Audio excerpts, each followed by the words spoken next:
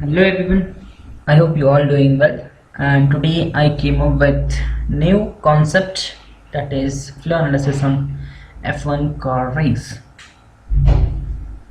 that is race car.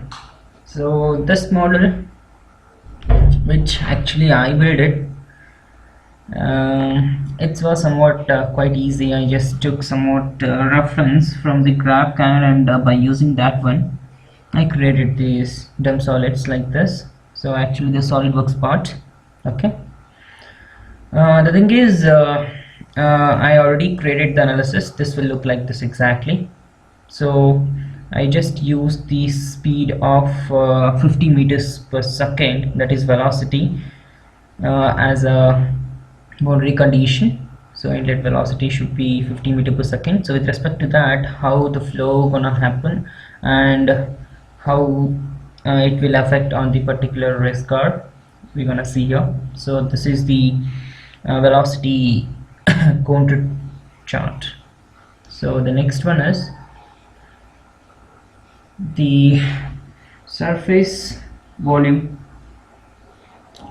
chart. Here how exactly the velocity will be distributed, what happens with respect to wheels and with respect to the airfoil and with respect to the face, how it gonna reduce this speed and where it gonna increase it, and how the effect is gonna take place. So this is the quite advantageous representation using SolidWorks flow post-processing. So we'll see how to do these things now. So let me directly jump into the software. So these are the charts. So I'll directly jump into the model.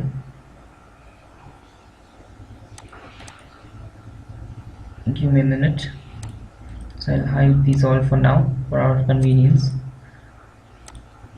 This is the model. Okay.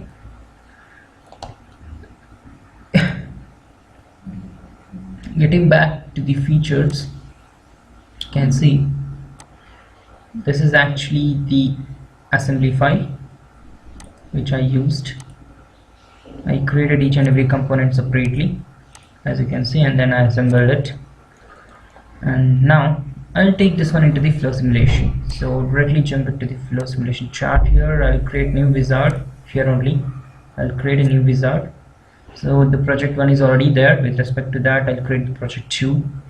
I'll click on next, and then here any system will be the same. By default I won't change anything here. If you want, you can do that. The flow should be external, not internal. I'll consider the fluid medium as air. So the normal air considered. So if you want, you can use the high Mach number flow. So in future or upcoming days, I'll create the flow analysis on aircrafts and some of the airfoils where we're gonna use these conditions over there. Right now it's okay. So the conditions should be adiabatic, no heat transfer between the walls. That is fine for me. And the velocity with respect to that, I need to change. So here I'll add, let's say this time I'll go with 200 meter per second. Well, so in miles per hour it might be around 400 somewhat. So maximum speed of car right now, it is around more than 480 490.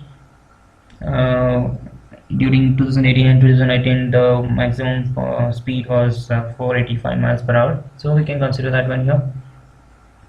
So I'll just click on finish for now. These are my references. Once you do that, software automatically creates the computational fluid domain. So if you want, you can modify this one by using this triggers, otherwise by just right clicking on it and just selecting array definition, you can able to deal with these. You can add manually, or you can just drag them as required. Right now I'll simply drag it for my convenience. Okay, so this is quite fine for me. I don't want extra things at the bottom. So this is the fluid region which should be my reference. So just reduce this one. to avoid calculation time. So this is fine for me, and this is the region in which I need to get results. So I'll click on green check. If you want, you can create 2D, so that I don't want here. So now the fluid region is ready. You can directly hide it for our convenience. Everything is set up, so no need to worry about the things. So fluid domain and all, not already given the initial velocity. With respect to that, it should give the results. If you want, you can just set up the codes with respect to global. So here I need the force with respect to Y and Z. So CD and CL I can refer by using the lift and drag forces. You can just refer these two for now. So if you want, you can go ahead with the maximum total pressure. Velocity already have defined, no need to worry about it. So fine. So I'll just define these conditions as my inlets, and I'll run the study now. So if you want to deal with the transient studies, you can do that now. So right now I'll just deal with only one. So CPU, having only one, not much, only this computer. So calculations you can run.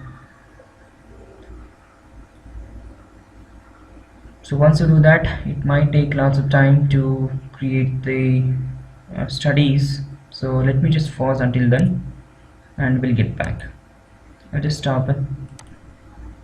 Yep, we are done with the process. The projector is active, and before I give the speed with respect to Z, so positive Z I have given, so it has given the reverse flow. So I just changed it to minus 200 meter per second. So I need to inform it, so I just informed. Now I already created the chart for this, so I'll show you the first one. This is the velocity distribution, how it is going on. As you can see, the clear-cut image with respect to this. Okay, this is how it gives the results, and with respect to velocity this is, and this one is with respect to pressure. So I'll just hide this one for your convenience. As you can see here, this is the pressure distribution on it. At these locations pressure is much more. If pressure is more, the velocity will be less over there, remember that. Okay, and at this region the pressure is too low. As you can see here, the velocity will be more here. The pressure and the velocity are inversely proportional. And this is about just contours, so let me just deal with the velocity and the isosurfaces with respect to that. And this is with respect to pressure, so where the pressure is acting more, so that it is indicating now. So I'll show the velocity distribution, so how this is exactly acting at. So this is how the velocity is getting added into this with respect to average velocity, not with respect to Z. I hope this video might help you to just deal with the analysis. Thank you for watching. Please do like and subscribe our channel. I'll just hide this one for now. Thank you all. Please do like and subscribe.